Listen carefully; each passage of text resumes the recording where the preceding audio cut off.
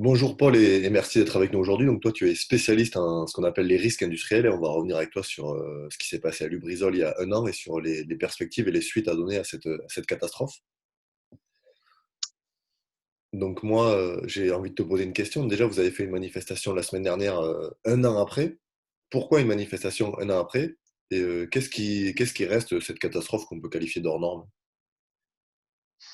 Le grand problème est pour les sinistrés, de Lubrizol. L'objectif de cette manifestation, c'était de rappeler aux pouvoirs publics, heu et également aux entreprises privées que les personnes qui ont subi cette catastrophe ne doivent pas être oubliées, doivent être dédommagées et également un suivi sur le long terme de l'impact de l'incendie de Lubrizol sur leur santé doit être, mis en œuvre.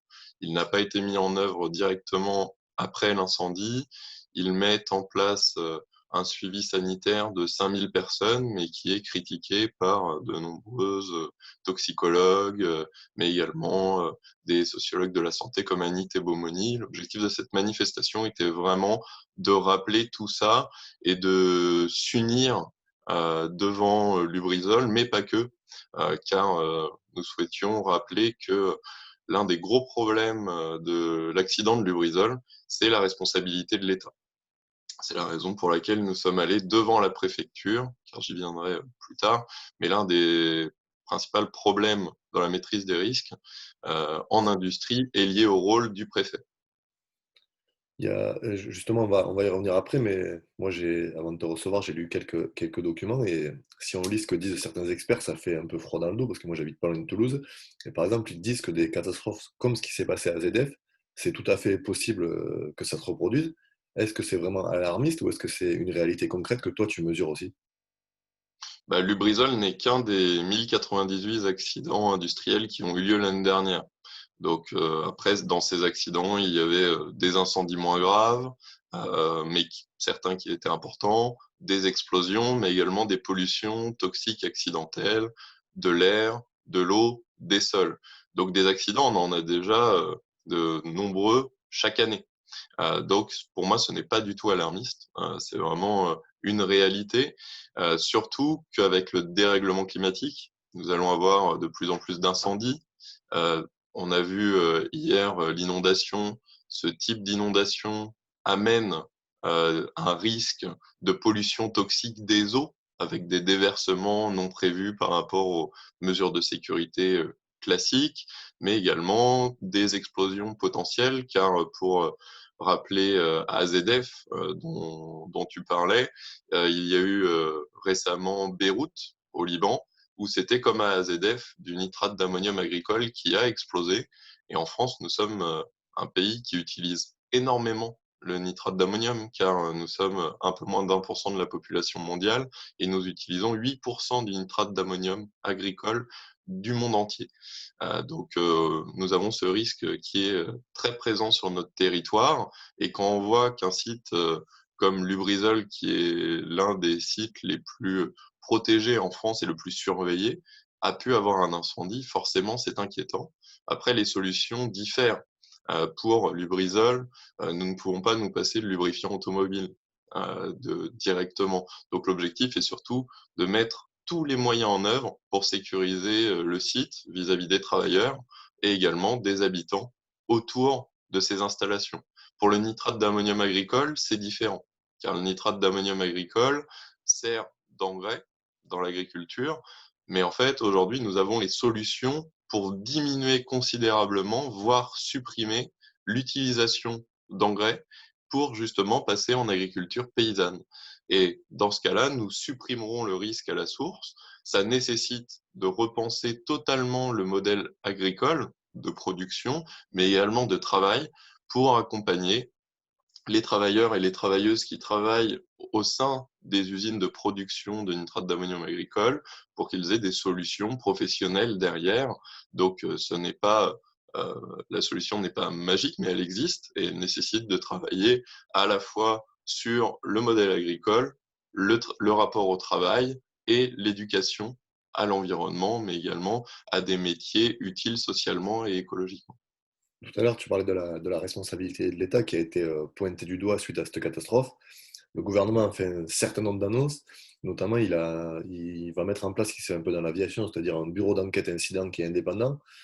Mais moi, ce qui m'interroge, c'est qu'ils mettent des mesures pour, une fois que la catastrophe est arrivée, est-ce qu'il vaut mieux pas agir en amont, notamment ce que tu as évoqué tout à l'heure, plus de contrôle? Complètement, le bureau d'enquête accident est une très bonne chose pour éviter la cacophonie gouvernementale qui a eu lieu lors de l'incendie il y a un an. Mais par contre, on travaille majoritairement sur ce qui se passe après et sur ce qui se passe avant. Ils ont annoncé effectivement une amélioration de la sécurité incendie sur une partie des installations de stockage de combustible et de liquide inflammable, ce qui est une très bonne chose réglementairement, mais on ne joue pas sur l'application de la réglementation. Car le premier problème, c'est le nombre d'inspections.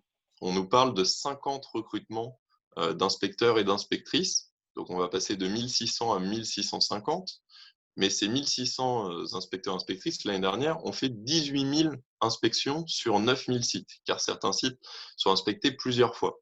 Donc 9 000 inspections sur 500 000 installations. Donc on voit bien qu'il y a un problème quelque part, hein. Nous avons 459 000 sites soumis à déclaration qui ne sont jamais inspectés, sauf en cas d'accident ou de demande des élus ou de la population. Donc j'ai fait le calcul. Si nous souhaitions inspecter les 500 000 installations tous les 5 ans, au moins une fois, il nous faudrait 9 000 inspecteurs et inspectrices. Donc là, on passe de 1600 à 1650, alors que le besoin de recrutement est de 7 500.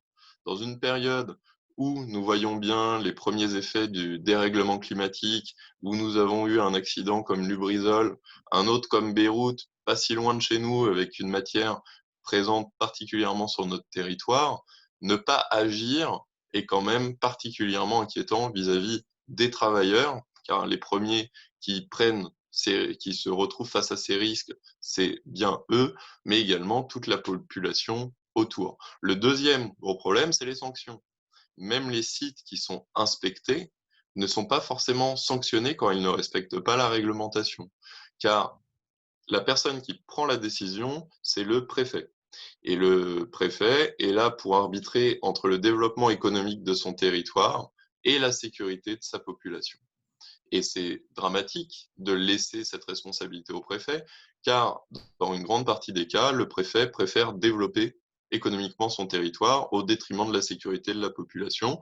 C'est la raison pour laquelle des députés de l'opposition ont proposé la création d'une autorité de sûreté indépendante pour les installations classées pour la protection de l'environnement.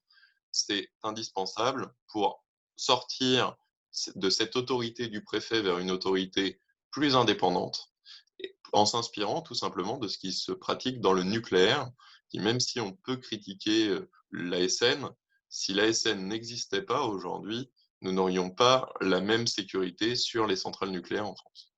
Tu devances un peu une de mes questions, mais c'est ce que je disais aussi, c'est effectivement les inspecteurs, ils sont placés sous l'autorité du préfet. On a vu ce qui s'est passé cet été dans l'inspection du travail avec une remise en cause de l'indépendance des gens qui contrôlent. Est-ce que c'est pas aussi un marqueur du pouvoir politique qui aujourd'hui veut tout contrôler et qui place l'économie au-dessus du reste? Ah, complètement, les inspecteurs et les inspectrices sont vraiment, enfin, essayent de bien faire leur travail. Heu le problème, c'est qu'on ne leur donne pas les moyens, ni la possibilité de le faire. Ce qui fait que potentiellement, on va se retrouver même avec des problèmes de recrutement. Je prends un exemple, j'ai vu passer un document la semaine dernière, comme quoi l'autorité de sûreté nucléaire recherche à recruter 20 personnes et n'arrive pas à avoir suffisamment de personnes qui postulent. Et ça, je pense que dans de nombreux métiers, ça va continuer, car on le voit bien là au niveau des soignants, dans un tout autre domaine. Je pense que si on ne donne pas les moyens aux personnes de bien faire leur travail, les personnes vont refuser de faire ces métiers. Et même s'il y a un chômage de masse, on le voit bien, nous avons déjà un chômage de masse, ça n'empêche pas que des personnes ne candidatent pas pour la SN. Je pense qu'il y a vraiment une réflexion à avoir pour sortir de cette logique toute économique qui ne se tient pas en plus vis-à-vis des risques industriels. Car même dans leur logiciel néolibéral, c'est ce que j'explique à de nombreux élus pour qu'ils cessent à chaque fois de laisser les industriels prendre des décisions à leur place. En France, nous sommes le deuxième pays à avoir le plus de sites Céveso, donc les sites les plus à risque en Europe, avec 1300 sur 11 000 installations en Europe. Le premier pays est l'Allemagne avec 3600 sites. Malgré la forte désindustrialisation que notre pays a pu connaître, si nous avons toujours autant d'installations à risque, notamment en chimie par exemple, c'est que les industriels, s'ils souhaitaient partir, l'auraient fait avant. Et ils ne le font pas car il faudrait créer une autre unité de production très coûteuse ailleurs, plus dépolluer le site existant, et en plus trouver des personnes capables de travailler sur ce type d'installation avec des ingénieurs, des techniciens particulièrement compétents en chimie en France. Et donc de toute manière, dans la grande majorité des cas, les industriels ne sont même pas prêts à partir. Donc, tout dépend du rapport de force qu'on met en face en disant, monsieur l'industriel, vous devez respecter la réglementation. Et là, le problème, c'est qu'aujourd'hui, l'État ne fait pas du tout son travail. Après, la question se pose quand même vis-à-vis des entreprises privées, du fait que des décisions soient prises uniquement par des actionnaires pour les travailleurs vis-à-vis de l'acceptation du niveau de sécurité. Si jamais on changeait le processus de décision au sein des entreprises avec des décisions entre travailleurs et usagers, forcément, les usagers habitant notamment autour de l'installation et les travailleurs travaillant à l'intérieur souhaiteraient absolument garantir la sécurité de l'outil. D'où l'intérêt de changer aussi les méthodes de décision au sein des entreprises.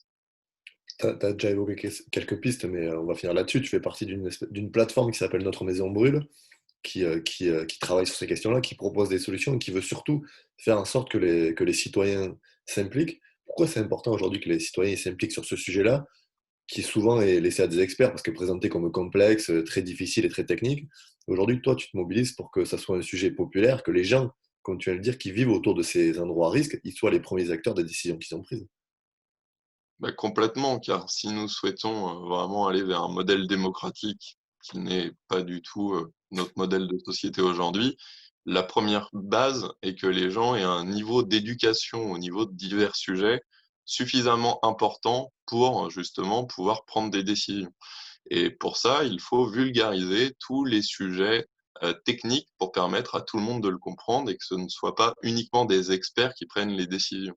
Ce travail a été fait vis-à-vis du dérèglement climatique, vis-à-vis de la biodiversité, de l'amenuisement des matières premières, où la grande majorité de la population aujourd'hui a accès à des informations vulgarisées.